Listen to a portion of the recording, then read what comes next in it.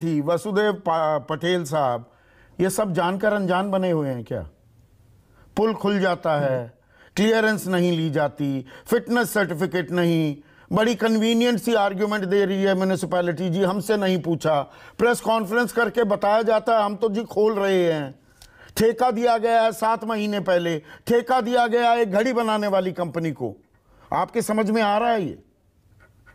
नहीं, मूलतः इसके जिम्मेवार कौन है उसको समझना है तो हमें 20 साल पीछे जाना पड़ेगा। 20 साल पहले गुजरात में, देश में भी होगा, लेकिन गुजरात में करप्शन का सिस्टम में चेंज आया है। पहले करप्शन होती थी, मैं तो डिपार्टमेंट में हूं, मुझे मालूम है कैसे होती है। ये परसेंटेज करप्शन होया करती थी कि 20% तक ये करप्शन की जो देना लेन देन होती थी वो होता था। लेकिन 20 साल पहले गुजरात में जो करप्शन का जो मोड चेंज हुआ है, वो मोड है, ये जो करप्शन होती है वो पहले से तय हो जाती है, पहले से फिक्स्ड हो जाती है, फिक्स्ड होती है और ये एडवांस होती है। जितना करप्शन लेना है ये ठेके से पहले करप्शन देनी पड़ती है। और तीसरा है कि उसमें किसी का भी जो सेमलेस होती है, तो ये जो फ्रॉड वाला मामला है ना, एक एक्ट ऑफ गॉड नहीं है, एक्ट ऑफ फ्रॉड है। इनका कारण यही है कि करप्शन का सिस्टम बदला गया है। मैं करप्शन से जुड़ा नहीं वसुदेव पटेल साहब, क्योंकि आप चीफ इंजीनियर रहे हैं, सिविल इंजीनियर रहे हैं। मैं दर्शकों को आपके जरिए ये समझाना चाह रहा हूं कि कोई पुल की मरम्मत होती है तो एक सरकारी कायदा होगा ना। वो कायदा क्या है कि ये मरम्मत होगी, मरम्मत के बाद फिटनेस सर्टिफिकेट होगा, सेफ्टी मेजर्स चेक किए जाएंगे, उसकी क्षमता चेक की जाएगी। कायदा क्या है गुजरात में?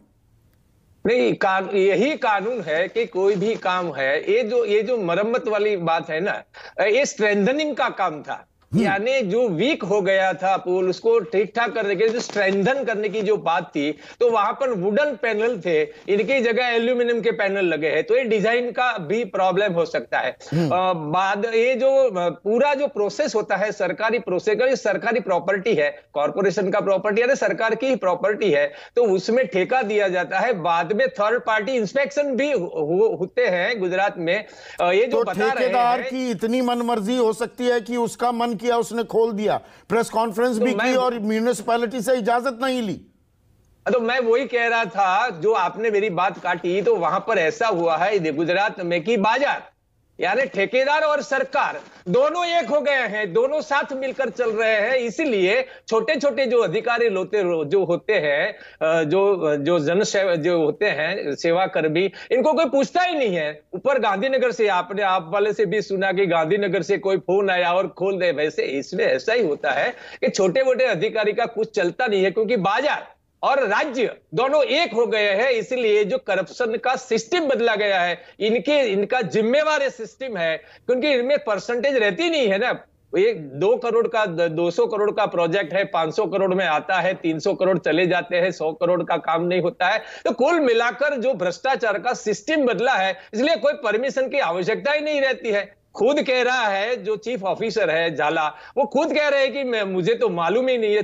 5-6 दिन से 12-13 हजार लोगों ने विजिट कर लिया है, प्रेस कॉन्फ्रेंस हुई है, फिर भी वो नकार रहा है। इसका मतलब यही है कि राज्य और बाजार दोनों मिलकर लूट रहे हैं। और एक और चीज मैं आपसे जानना चाहूंगा, 1 मिनट वसुदेव भाई, जो यहाँ पर जफर इस्लाम ने कहा पीओटी टीओटी का फर्क मुझे समझाया, पार्टनरशिप भी होती है, तो किसी कंपनी को, क्या घड़ी की कंपनी को पुल के मरम्मत का ठेका दिया जा सकता है सरकारी कायदे के? 1 मिनट सुनिए, सरकारी कायदे के हिसाब से, और जिस कंपनी को ठेका मिलता है वो ठेके को क्या आउटसोर्स कर सकती है दूसरी कंपनी को इस तरीके से?